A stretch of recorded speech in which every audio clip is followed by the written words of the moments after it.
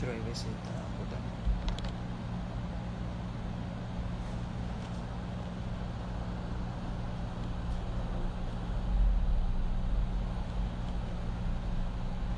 Vai chegando, galera. Caiu aqui a internet. Já estamos retornando já, vai chegando, vai chegando. Voltamos, Gui, voltamos. Vai voltando, ó, pessoal, vai enviando aí esse aviãozinho pro pessoal. Vai apertando o coraçãozinho aí pra galera aí e visualizando a live. A live tá pesada aqui, caiu. Foi tu que caiu, Márcio. Aqui. Mas o tema é o seguinte, ó, pra quem pegou. Voltou aí, professor? Tudo certo. Tá ouvindo bem? Ó, beleza, continua o raciocínio aí falando sobre transferência, vai lá. É uma parte bem interessante, porque mostra a realidade prática. Aí, eu estava falando que entre o nível de atleta, né, e o nível de iniciante, né, até perdi o raciocínio. Tu sabe exatamente em que parte eu estava? Isso é normal.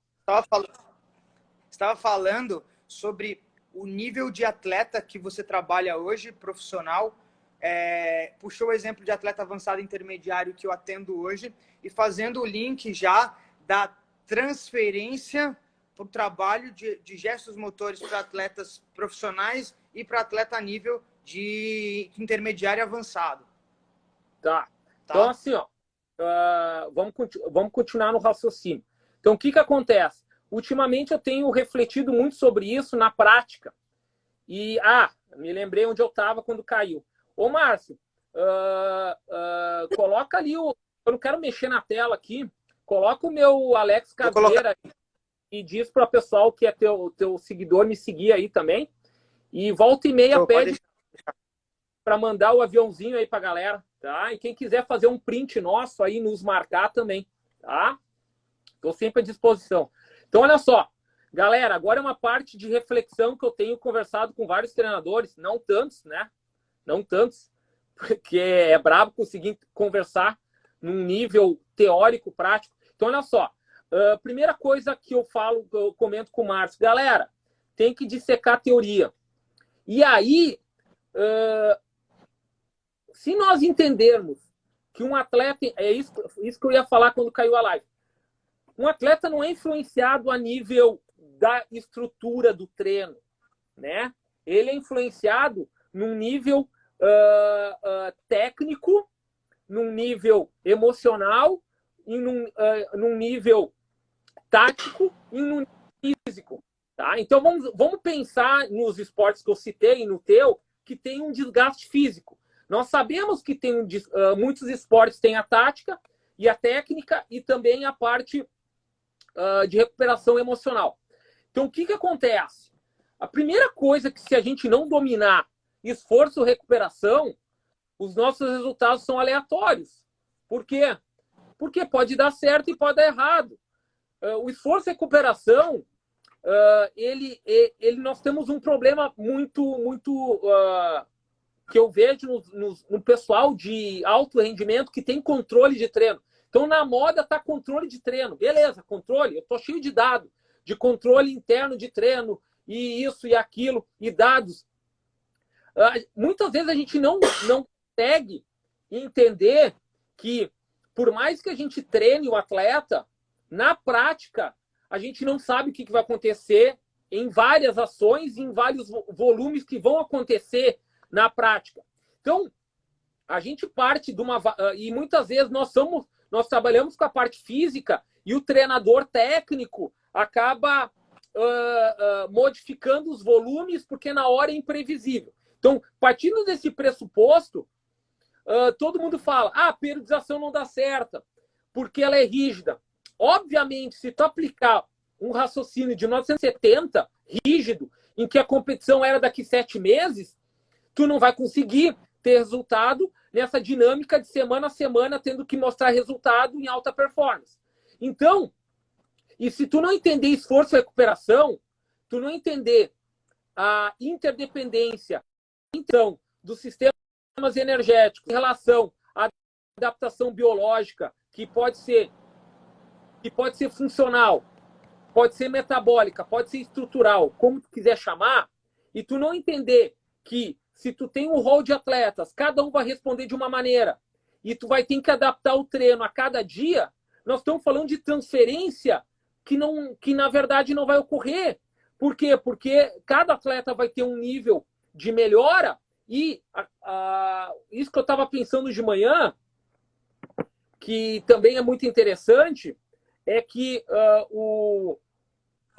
cada atleta vai piorar antes de melhorar. Então, olha só. Olha o que eu falei. Cada atleta vai piorar antes de melhorar.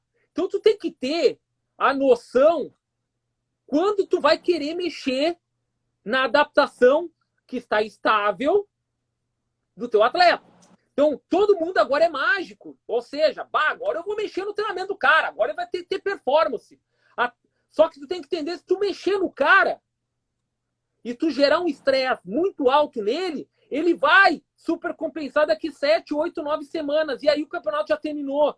Então, é muito complicado o entendimento teórico-prático. Por quê? Porque na teoria é lindo. Eu vou fazer aqui o treino, ele tem uma queda, em 2, 3 semanas ele tem a supercompensação e ele já está no ápice. Isso não vai ocorrer na prática por inúmeros fatores.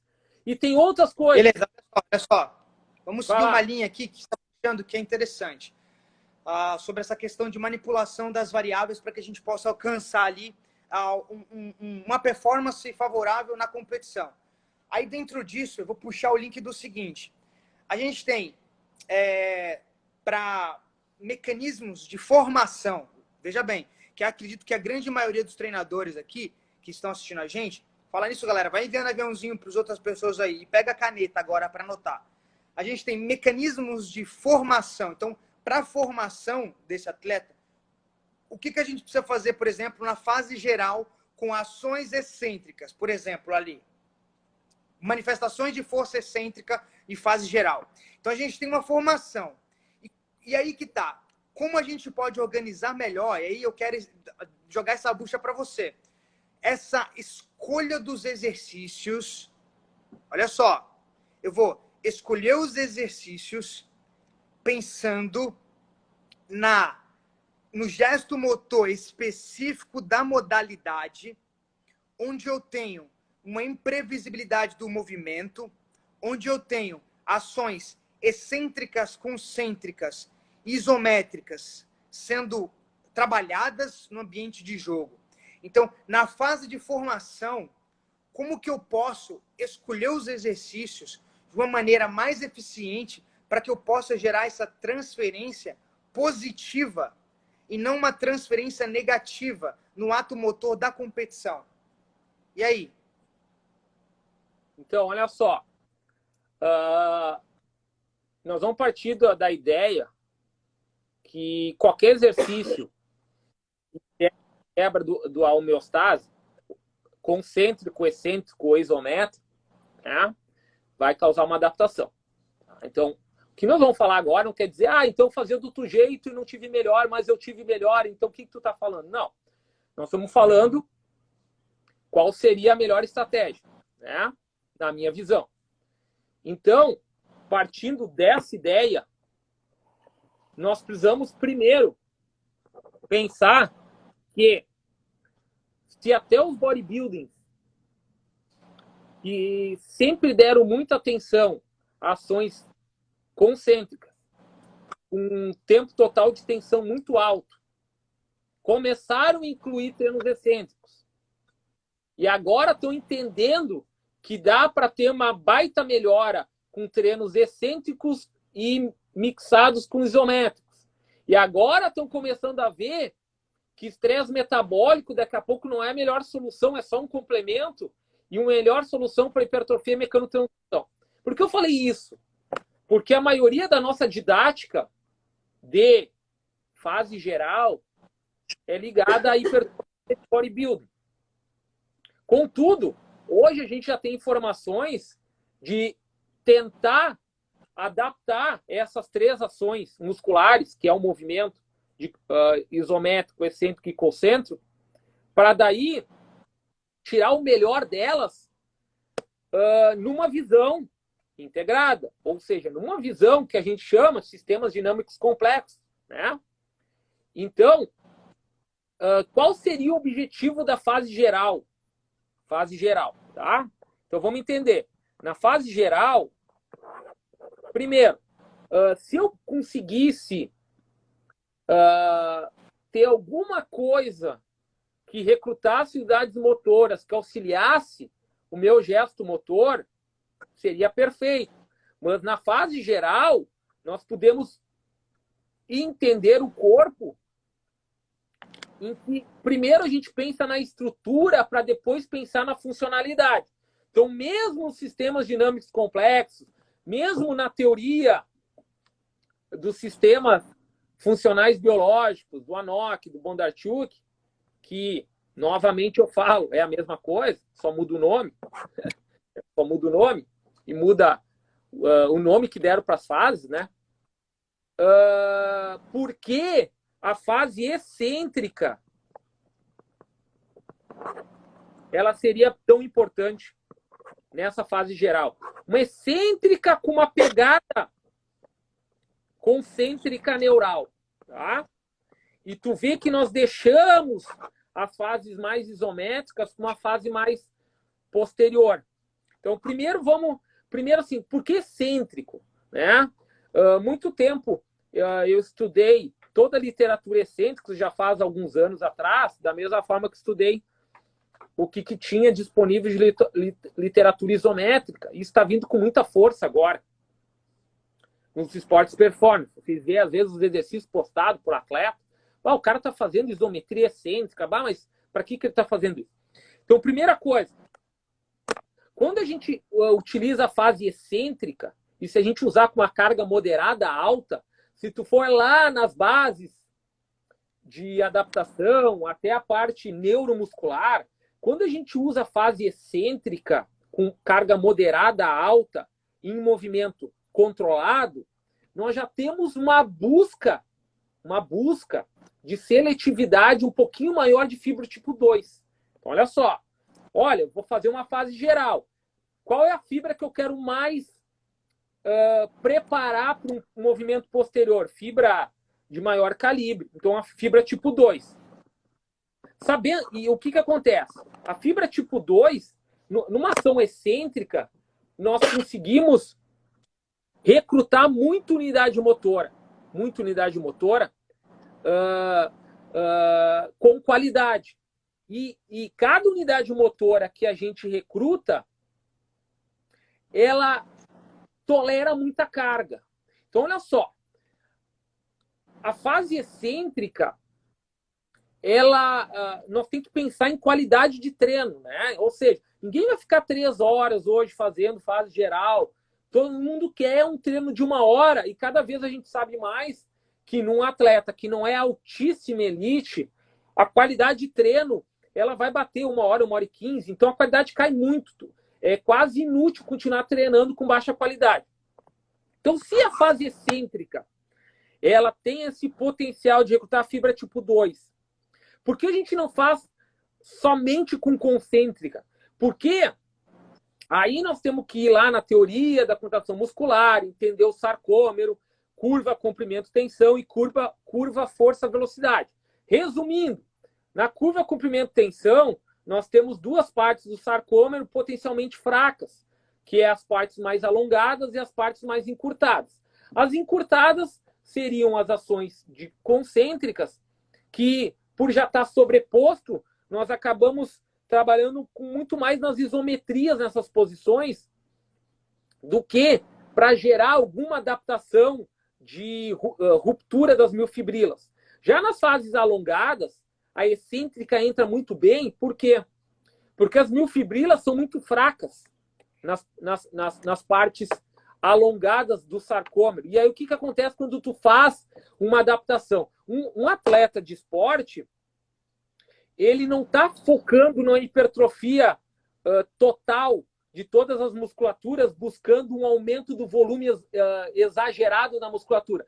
Ele quer ganhar um pouco de massa muscular, porque vocês vão ver lá na frente que esse ganho de massa muscular prepara todo o próprio músculo Se ele tem mais miofibrilas, tu teve um pouco de hipertrofia e de preferencialmente de fibras rápidas, o que que acontece? Tu prepara o terreno para receber mitocôndria depois. Então, a hipertrofia a nível de base metabólica é fundamental. E agora, outra parte, por que o excêntrico é tão importante na fase geral? Porque ele vai preparar a articulação, a junção músculo-tendínea, lá onde eu alongo toda a minha musculatura, sabendo que no terço final desse sarcômero, onde ele está alongado, as minhas miofibrilas são irregulares e fracas, para suportar uma carga que eu vou colocar nas fases concêntricas, isométricas, específicas, ou de salto, ou o que tu trabalhar lá na frente. Por quê? Porque essa parte que quando eu entro em fadiga, ela que não vai suportar a transferência de força dentro do próprio aparato motor. Então, quando a gente fala que nós estamos preparando a musculatura, o aparato motor, para gerar uma fase concêntrica, explosiva, reativa, ou de velocidade maior, lá nas fases da frente, e muitas vezes, em fadiga, eu tenho lesão muscular, não foi falta de condicionamento metabólico que aconteceu. E, basicamente, condicionamento estrutural, porque tu nunca fez um trabalho geral adequado. O que a gente vê nos times? Só para terminar, o que a gente vê? Eu vejo isso. Eu pergunto para os atletas que eu recebo, como é que é a tua preparação de treino? Aí os caras explicam que eles treinam treino de resistência, em circuito, na sala de musculação, com séries, com cargas moderadas a baixa, de 10, 12, 15 repetições. Por quê? Porque eles acham que o cara vai dar hipertrofia pro cara excessiva e o cara vai ficar lento. E aí tu começa a ver que já, em geral, tudo começa errado. Então, seria uma conversa mais de 2 horas para explicar todo o excêntrico e todo o neural. Mas, basicamente, para eles entenderem que numa fase excêntrica, numa fase geral, com cargas neurais também, fazendo concêntrico com qualidade, é fundamental para construir o aparato motor.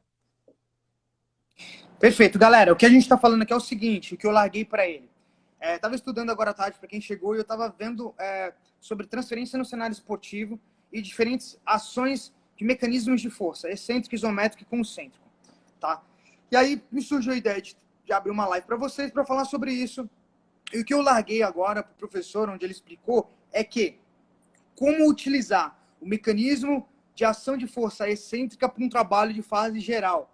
E qual é o objetivo? O que acontece com a seletividade da fibra muscular? O que acontece com a miofibrila? O que acontece com a articulação do músculo tendínea para um suporte depois mais específico, para um trabalho mais concêntrico ou explosivo? E isso que ele acabou de explicar para vocês. Então, anota, porque isso aqui, vale quanto essa informação aqui? Vale quanto? Vale quantos dólares essa informação aqui? Tá valendo euro, Marcos, mais caro, eu acho. Tá no euro já, né? Tá no euro. Aí, beleza. Então, se vocês forem espertos agora, vocês começaram a entender o que faz numa fase geral. Agora eu vou largar outra coisa para ele, tá? Porque, por exemplo, para mim essa informação, ela vale muito, porque eu trabalho com atleta a nível intermediário avançado, não é atleta de olímpico, por exemplo, não é atleta mundial. Diferentemente do professor Alex, que trabalha com atleta mundialmente, os caras disputam campeonatos mundiais. Então, o que eu quero saber agora, que acho que fica até de eu conseguir interpretar melhor toda essa teoria, né? Como que a gente faz, então, essa organização dos gestos motores de ações excêntricas, né, que seriam fase geral, quando o atleta ele já está intracompetições, né? O que você prioriza nesse momento? Ações isométricas ou ações intermuscular, de ações concêntricas? Qual que é o objetivo no meio das competições de fazer essa manutenção? Galera, olha só, cara, isso aí é uma baita pergunta, porque, de novo, prática, tá? Eu vou dando exemplo, vocês vão ver, né? O que eu vejo direto? Surgiu agora toda essa parte de prevenção de lesão durante a temporada, tá? Então, olha só. Claro que nós temos os históricos de atleta. Esse é o rolo, tá? O rolo todo vem da formação. Então, eu converso muito com o professor Davi Macena. Perfeito. E ele trabalha com a base de um time profissional de futebol, base. Ele não trabalha, né? E ele fala, olha, a minha meta é entregar toda a base com a máxima capacidade estrutural para o profissional. Ou seja, os atletas prontos para qualquer coisa. E o que acontece nos esportes? Acontece que quando um time contrata jogadores, ou até vem da base, cara, eu fico pensando às vezes assim, cara, a lesão muscular faz parte do processo, tá? Concorda comigo? Cara, tipo, porque muitas vezes tu mexe numa parte do corpo, melhora e descarrega em outra.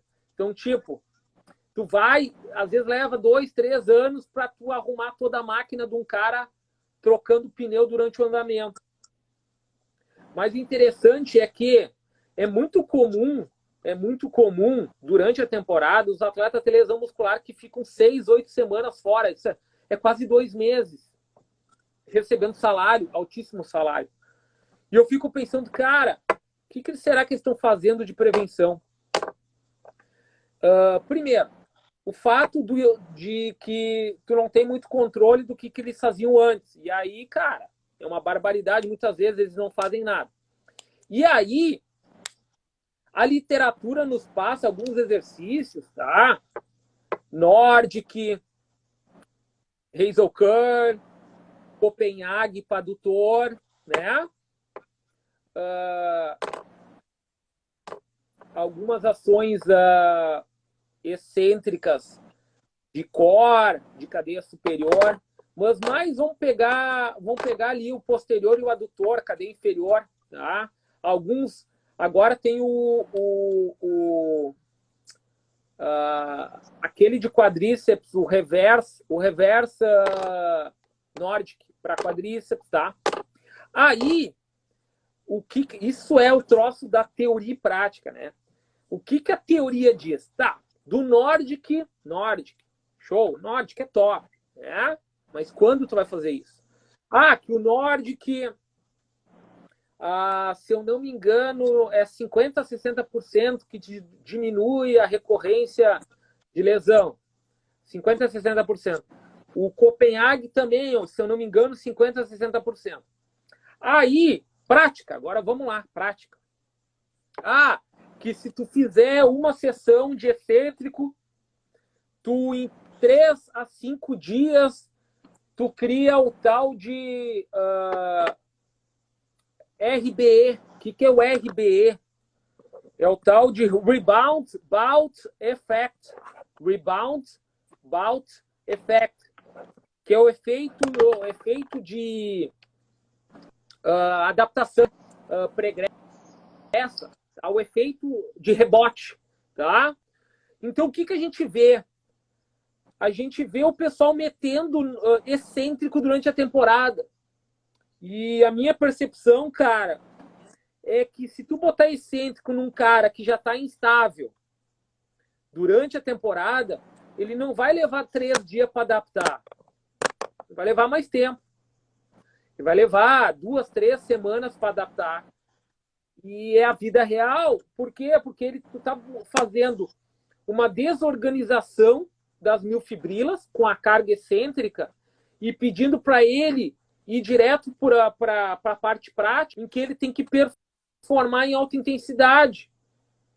Então, mais uma explicação de que, na minha visão, é muito mais interessante entender as ações isométricas, concêntricas, combinadas em cadeias musculares. Um cara que passou 2, 3 anos estudando o excêntrico e entendendo que é algo muito importante, do que largar o excêntrico no meio de um protocolo que, primeiro, o atleta não tem estrutura musculotendínea para fazer bem feito um excêntrico. Isso eu estou vendo na prática eu estou vendo. E que muitas vezes o excêntrico é o causador da lesão. Olha a percepção minha. Então, esse excêntrico durante a temporada acaba sendo potencialmente o causador da lesão em desaceleração, sob fadiga. Por quê? Porque eu não tive 2 semanas para adaptar o excêntrico. Eu tive 3 dias. Então não dá para fazer. Tu tem que trabalhar em musculaturas chaves para elas contribuírem com o sistema todo. E eu vejo que ações isométricas são melhores, requer menos horas e dias de recuperação do que a própria ação excêntrica. Mas, contudo, o que a gente vê é o que está hoje na literatura excêntrico. Mas eu já acho que logo, logo, as ações isométricas vão vir com força como manutenção intertemporada. Maravilha. Agora, olha só o raciocínio, que isso aqui é uma coisa minha. Eu estava discutindo aqui agora em casa, antes de entrar na live, sobre isso. E é uma coisa minha. Mas eu estava pensando, porque assim, é muito complicado, na minha opinião, a gente conseguir ter uma escolha dos exercícios para que esse exercício, sendo inserido ali no tempo de extensão e no tempo de descanso, haja uma transferência tanto de mudança funcional como de mudança de melhora técnica do gesto motor final. Ponto. Então, o que eu estava pensando? Se a gente escolher, por exemplo, um exercício básico, ou 2, 3 exercícios básicos, que a gente realmente saiba que esse exercício tem similaridade, olha só, similaridade mecânica do gesto motor final e similaridade com mudanças morfofuncionais do organismo, a gente consegue trabalhar, olha só a pergunta, esse mesmo exercício e aí a gente só faz a transferência para a ação excêntrica, concêntrica, isométrica, dependendo da fase de competição que ele se encaixa, que o atleta se encaixa. Então eu vou usar praticamente o mesmo exercício, eu só vou manipular as diferentes ações de mecanismos de força. Faz sentido isso ou não? Ou eu preciso mudar o gesto motor? Então, o que acontece? Isso aí precisa um estudo assim. Eu vou dar a resposta, mas precisa de um estudo um pouquinho, uma base teórica de entendimento, tá? Então, olha só, muito tempo. Isso foi várias. Eu venho há anos assim pensando, cara, tem que ter uma explicação, né? Tudo tem que ter uma explicação, né? Então, tudo surgiu até uma discussão de uma live que eu fiz com o Davi Macena semana passada. Eu comecei com uma live surpresa e aí alguém comentou do Davi alguma pergunta e eu convidei ele no ar e ele entrou e aí a live que era surpresa foi 2 horas eu e ele conversando. Tá lá postado no meu IGTV. Quem quiser um pouquinho de sistema dinâmico complexo aplicado à realidade esportiva, tá lá. Então vamos lá. Vamos traçar uma ideia, tá? Primeiro, aqui todo mundo já deve ter escutado, tá? Cinésio terapia ou cinésio patologia, Schiller-Sharman, encurtado e inibido, beleza? Tá? Isso veio do tcheco Janda, né? Em que com certeza nos dá uma diretriz, e muitas vezes os exercícios eles acabam nos dando um norte inicial. Cara, eu já dei curso sobre isso 5, 6 anos atrás, e olha, para a sala de musculação, para o entendimento inicial, é um caminho. Esse entendimento, o Márcio travou ali, esperar ele voltar.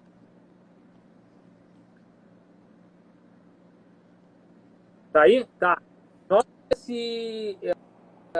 essa abordagem como uma abordagem reducionista, meio isolada. Então vamos lá, só para vocês entenderem. Musculatura tônica, musculatura fásica, né? Musculatura tônica com fibras de resistência, e dessa maneira elas têm um trabalho postural e com tendência à hiperatividade.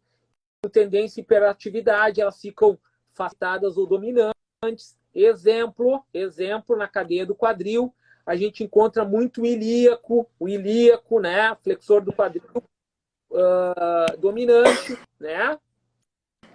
Os eretores lombares dominantes.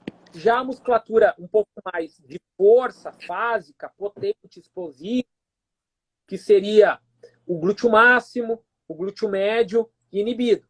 Esse raciocínio muitas vezes é correto, só que ele é isolado numa articulação. Então, a gente não visualizou a cadeia inferior, né?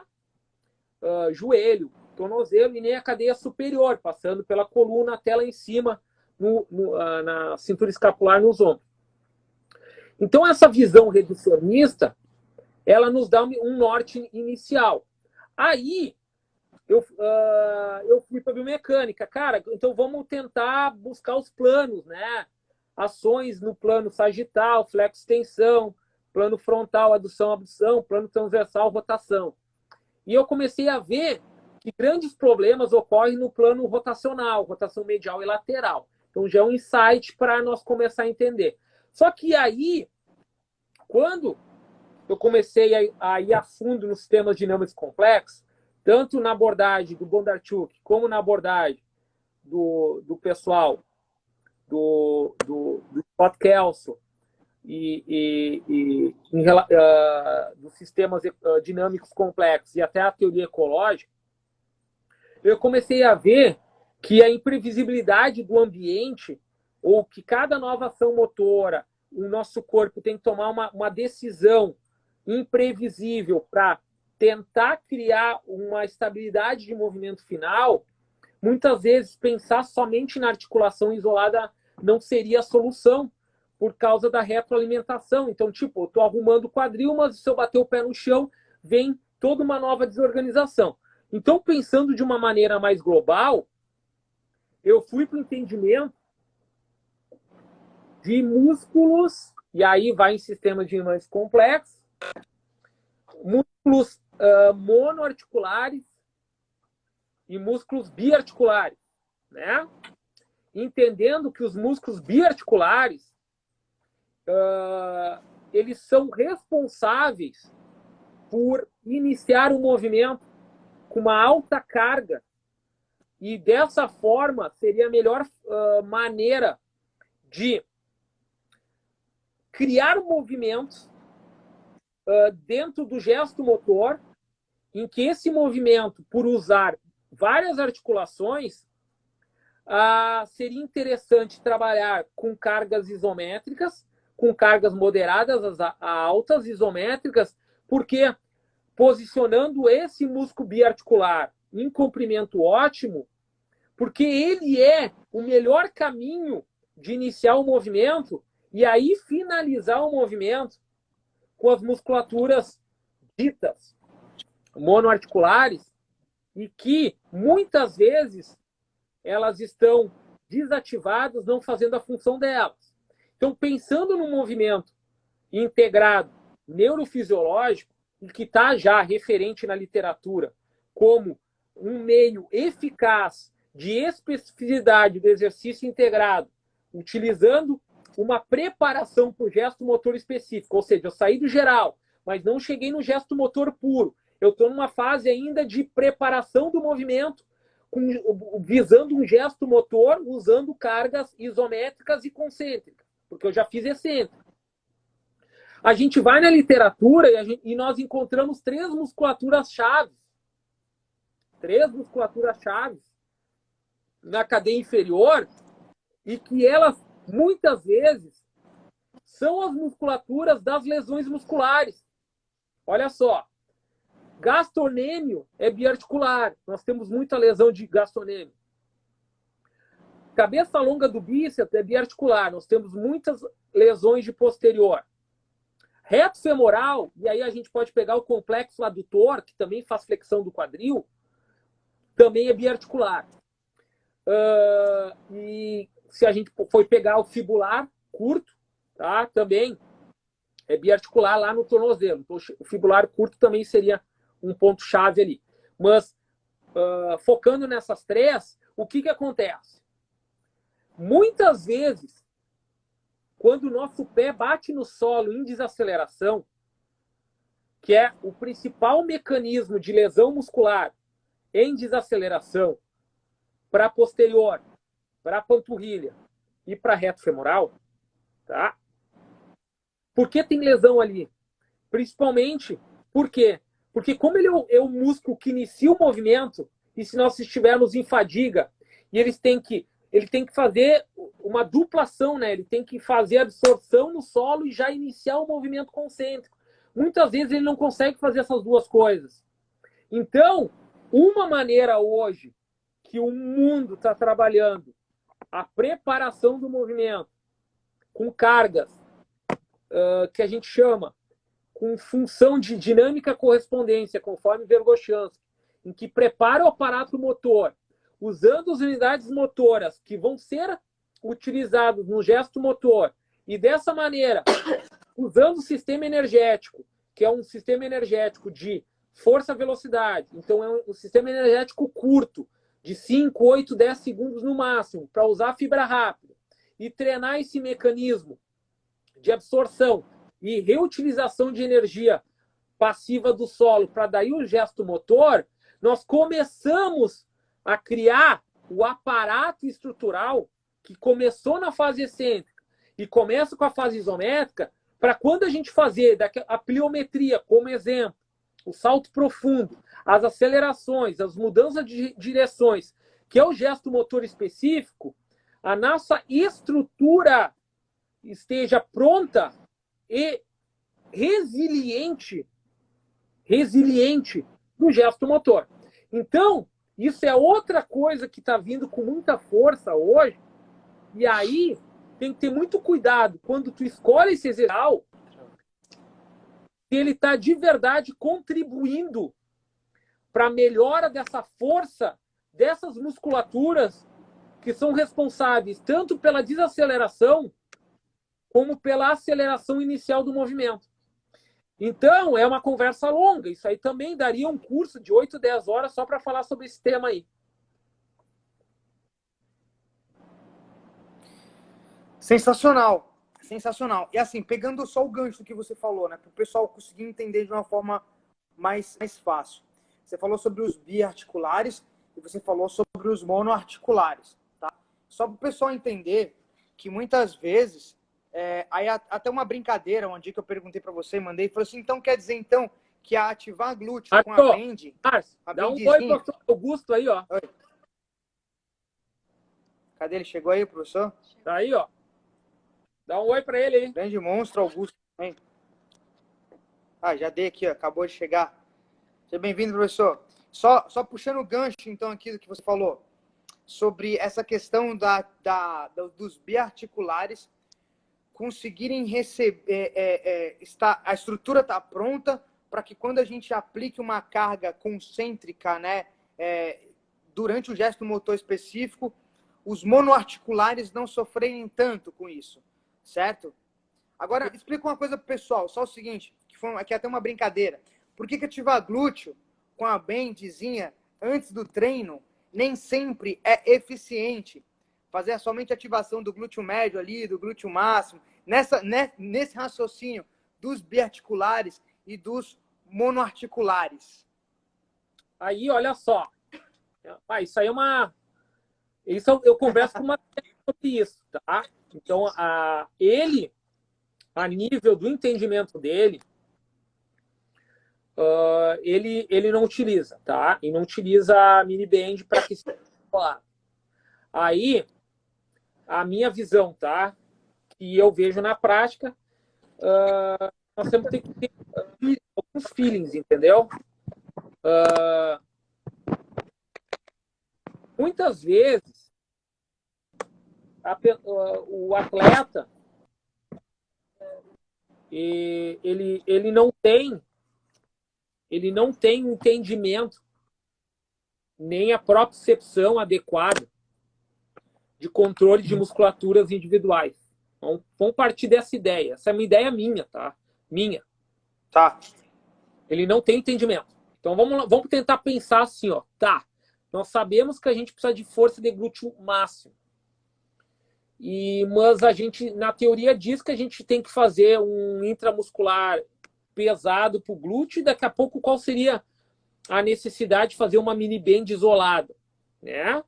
Então, se a gente der um passo lá para fisioterapia, lá para trás, e se o cara vem de lesão, muitas vezes eu faço isso como uma interligação, sabendo que eu estou conversando com o meu atleta, explicando para ele que algumas estruturas são chaves para a saúde articular dele, em que o sistema nervoso central ele tem caminhos que ele prefere usar ou não, tá? Ele prefere usar ou não. E o rolo é o seguinte, ó. Ele é econômico, tá? Então, uma mudança que ele faz leva tempo para ocorrer. Por ser econômico, a tendência dele é não modificar, tá? Não modificar. Partindo do pressuposto que qualquer estresse que leve a algum desconforto muscular vai causar uma mudança no sistema nervoso central, entendendo que se eu tenho um atleta com muita deficiência coordenativa, muitas vezes eu incluo o trabalho de mini band como um aquecimento, uma mobilidade, uma preparação para o movimento, e aí no próprio movimento eu vou atentar para uma execução mais intensa, indo para daí a parte integrativa. Isso é uma percepção que eu tenho devido a que esse estresse que ele recebe nessa articulação, a gente não, mesmo sendo isolado, nós temos algumas mudanças nas aferências, tá? E essas aferências, quando modificam, elas causam uma modificação no cérebro. Então, tipo, mesmo a intensidade sendo baixa, eu acredito que a gente pode aplicar isso para o atleta. A palavra é a consciência corporal. Eu estava tentando procurar a palavra. Uma consciência corporal em que no próximo exercício ele vai ter um entendimento. Agora eu quero que tu tenha uma tensão muito grande com o hálux, o dedão do pé, quando tu está em pé, porque quando tu tiver uma queda ou uma mudança de direção, essa intenção do hálux, dedão do pé, vai causar uma integração por cadeia com o teu glúteo máximo. Mas tu já sabe o que é teu glúteo, tu sabe que o glúteo está aqui. Então vamos tentar agora integrar o teu joelho, o teu pé com o teu quadril. Então eu uso muitas vezes isso como uma preparação para o que eu quero que ele efetue com uma melhor qualidade lá na frente. Perfeito, perfeito. Galera, vocês têm alguma pergunta relacionada a esse mecanismo de transferência e de ações de mecanismos de força em determinadas fases da programação e da organização aí do treinamento? Ficou claro para vocês sobre a utilização da força excêntrica na fase geral? Qual é a importância disso? O que acontece com as fibras musculares? Por que o Alex utiliza os mecanismos concêntricos no período já onde o atleta está em competição? E por que o excêntrico é prejudicial? Olha a complexidade que a gente tem na hora de organizar a programação dos alunos. E vou até um pouco mais profundo. Por mais que seu aluno ele não seja aluno competidor, ele seja um aluno recreacional, você não pode ir com essa mentalidade de trabalhar em qualquer estímulo. Mas os estímulos eles precisam ser bem aplicados realmente para que ele tenha adaptação duradoura e positiva, e não adaptações apenas de perda de peso, hipertróficas e etc. a curto prazo, mas que você possa realmente deixá-lo treinado e não cansado. Então, a grande ideia é essa, é vocês entenderem sobre essa complexidade que o treinamento nos dá. E a dica que fica para vocês aqui... A galera vai gostar, vai gostar. Coisa prática. Galera, chega um momento que o preparador só atrapalha. Tá? Chega um momento da temporada que ele só atrapalha. Então, olha o que eu tô falando. Prática, dia a dia. Tem um momento que tu chega e fala assim, cara, quanto menos eu fizer, mais o cara vai voar. Só que a tendência é o contrário, né? A galera acha que essas curvas de compensação, elas são simples. Exemplo assim, eu treinei hoje, a literatura disse, eu treinei segunda, quinta-feira ele adaptou e ele vai voar. Muitas vezes esse meu treino de segunda, num volume excessivo, destruiu o cara por 14 dias. Entendeu? Destruiu o cara por 14 dias. Ah, então não quer dizer que tu não treina? Não, pelo contrário, eu treino outras coisas, né? Tem outras coisas que tu pode treinar com o cara. Tu pode treinar a parte técnica, tu pode treinar a parte tática, tu pode treinar autoconfiança, tu pode treinar isometrias protetivas. Aí os caras falam assim, bah, mas tu não treina fôlego com os caras. Aí eu te pergunto, quantas horas por semana tu acha que o cara tem de qualidade para treinar fôlego? Cara, essa maior, na prática, é a coisa que eu mais aprendi hoje, que é o seguinte. Se tu meter treino de metabolismo, cara, uma coisa, tu não concorda tanto, mas aos pouquinhos tu tá concordando comigo. Esse negócio de ficar treinando L1, L1, L1, L1, cara, para com isso. Tão louco, cara. Então, na verdade é o seguinte, ó. Para de treinar hoje... e porra. Então, vai treinar L1 pra quê, cara? Não vai deixa eu falar. Vai cansar o cara. Então, cara, olha o que eu tô falando.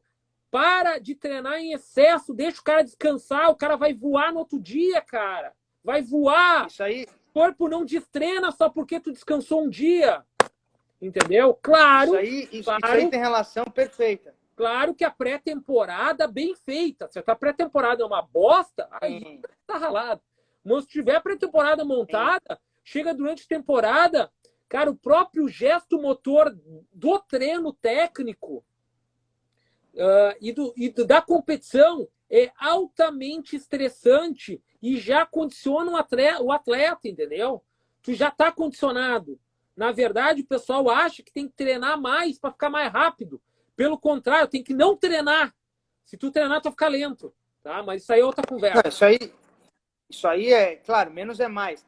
Mas essa questão agora aí que você puxou do treinamento polarizado, né? Os atletas que defendem muito essa questão de treinar no L1. Isso aí é a escola norueguesa, galera. É uma escola norueguesa de endurance que defende muito isso. Defende os treinos de baixa potência. 80% no L1. E a linha de raciocínio que a gente trabalha, que o Alex fala muito também, que o Augusto fala muito também, é essa questão de você fazer a ativação da fibra glicolítica, gerando um déficit energético na fibra sem gerar acidose metabólica.